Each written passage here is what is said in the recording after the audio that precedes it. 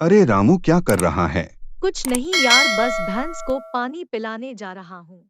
अरे भोलू, उन पक्षियों को उड़ा हुआ अनाज खा रहे हैं। अरे यार रामू आप इतने अनाज का क्या करोगे? मतलब?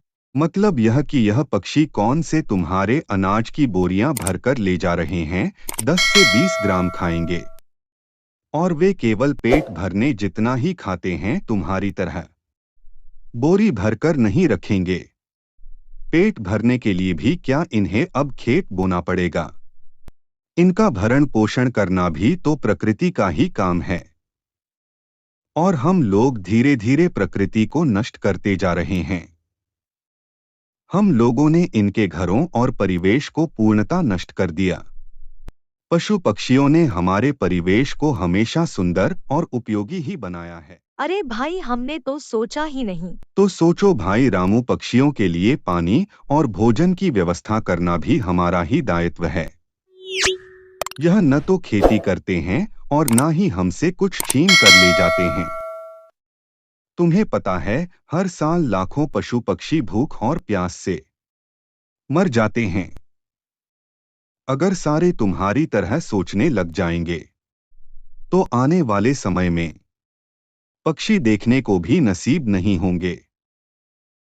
अरे भाई, मुझे माफ करना, आज तुमने मेरी आंखें खोल दी। मैं आज अभी से पक्षियों के लिए भोजन और पानी की स्थायी व्यवस्था करता हूँ। आप सभी से निवेदन है, अगर प्रत्येक परिवार अपनी छत या पड़ोस में किसी पेड़ पर केवल एक पक्षी के लिए भोजन और पानी की व्यवस्था कर दे तो इस भीषण गर्मी में कोई भी पक्षी भूख और प्यास से नहीं मरेगा। साथ ही हमारे चारों तरफ का वातावरण सुखमय और पक्षियों की मधुर आवाज से आनंदित हो उठेगा।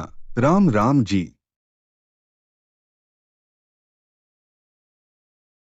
आप सभी से निवेदन है, वास्तविक एवं आध्यात्मिक रूप से कुबेर का घर कौन सा है, जानने के लिए वीडियो को पूरा देखें। एक साधु विचित्र स्वभाव का था।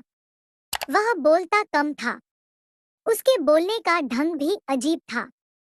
उनकी मांग सुनकर सब लोग हंसते थे। कोई चिढ़ जाता था तो कोई उसकी मांग सुनी अनुसुनी कर अपने काम में जुट जाता था। साधु प्रत्येक घर के सामने खड़ा होकर पुकारता, माई, अंजलि भर मोती देना, ईश्वर तुम्हारा कल्याण करेगा, भला करेगा। साधु की यह विचित्र मांग सुनकर स्त्रियां चकित हो उठती थी। वे कहती थी, बाबा, यहाँ तो पेट भरने के लाले पड़े हैं। तुम्हें इतने ढेर सारे मोती कहाँ से दे सकेंगे? किसी राजमहल में जाकर मोती मांगना। जाओ बाबा, जाओ, आगे बढ़ो।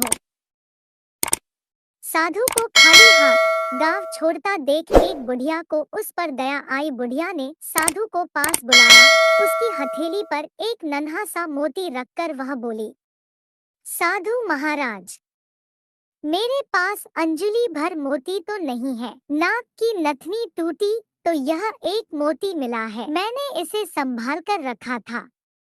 यह मोती ले लो, मेरे पास एक मोती है। ऐसा मेरे मन को गर्व तो नहीं होगा, इसलिए तुम्हें सौंप रही हूँ। कृपा कर इसे स्वीकार करें। हमारे गांव से खाली हाथ मत जाना। बुढ़िया के हाथ का नन्हा सा मोती देखकर साधु हंसने लगा। उसने कहा, माताजी, यह छोटा मोती मैं अपनी फटी हुई झोली में कहाँ रखूं? इसे आप अपने ही पास रखना। ऐसा कहकर साधु उस गांव के बाहर निकल पड़ा। दूसरे गांव में आकर साधु प्रत्येक घर के सामने खड़ा होकर पुकारने लगा, माताजी, प्याली भर मोती देना, ईश्वर तुम्हारा भला करेगा। साधु की यह विचित्र मांग सुनकर वहां की स्त्रियां भी अचंभित हो उठीं। वहां भी साधु को प्याली भर मोती नहीं मिले। अंत में निराश होकर वह वहां से भी खाली हाथ जाने लगा। उस गांव के एक छोर में किसान का एक ही घर था। वहां मोती मांगने की चाह उसे घर के सामने ले गई। माताजी, प्याली भर मोती देना, ईश्वर तुम्हारा भला करेगा। किसान सहसा बाहर आया। उसने साधु के लिए ओसारे में चादर बिछाई और साधु से विनती की, साधु महाराज पधारिए, विराजमान होइए। किसान ने साधु को प्रणाम किया और मुड़कर पत्नी को आवाज दी, लक्ष्मी, बाहर साधु जी आए हैं। इनके दर्शन कर लो। किसान की पत्नी तुरंत बाहर आई। उसने साधु जी के पांव धोकर दर्शन किए। किसान ने कहा, देख लक्ष्मी, साधु जी बहुत भूखे हैं, इनके भोजन की तुरंत व्यवस्था करना। अंजलि भर मोती लेकर पीसना और उसकी रोटियां बनाना। तब तक मैं मोतियों की गागर लेकर आता हूँ। ऐसा कहकर वह किसान खाली गागर लेकर घर के बाहर निकला। कुछ समय पश्चात किसान लौट आया। तब तक लक्ष्मी ने भोजन बनाकर तैयार कर रखा था। साधु ने पेट भर भोजन किया। वह प्रसन्न हुआ। उसने हंसकर किसान से कहा, बहुत दिनों बाद कुबेर के घर का भोजन मिला है। मैं बहुत प्रसन्न हूँ। अब तुम्हारी याद आती रहे, इसलिए मुझे कान भर मोती देना। मैं तुम दंपति को सदैव याद करूँगा। उस पर किसान ने हंसकर कहा, साधु महाराज, मैं अनपढ़ किसान आपको कान भर मोती कैसे दे सकता हूँ? आप ज्ञान संपन्न हैं, इस कारण हम दोनों आपसे कान भर मोतियों की अपेक्षा रखते हैं। साधु ने आंखें बंद कर कहा, नहीं किसान राजा, तुम अनपढ़ नहीं हो, तुम तो विद्वान हो, इस कारण तुम मेरी इच्छा पूरी करने में सक्षम रहे। मेरी विचित्र मांग पूरी होने तक मैं हमेशा भूखा प्यासा हूँ। जब तुम जैसा कोई कुबेर भंडारी मिल जाता है तो मैं पेट भरकर भोजन कर लेता हूँ, जो फसल के दानों, पानी की बूंदों और उपदेश के शब्दों को मोती समझता है, वही मेरी दृष्टि से सच्चा कुबेर का घर है। मैं वहाँ पेट भरकर भोजन करता हूँ, फिर वह भोजन दाल रोटी हो या चटनी रोटी, प्रसन्नता का नमक उसमें स्वाद भर देता है।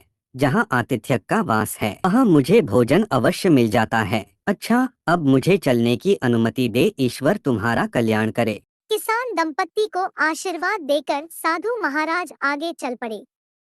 इसी प्रकार के आध्यात्मिक ज्ञान वर्धक वीडियो देखने के लिए हमारे चैनल को सब्सक्राइब करें। साथ ही आध्यात्मिक ज्ञान के प्रकाश को फैलाने के लिए वीडियो को शेयर करें।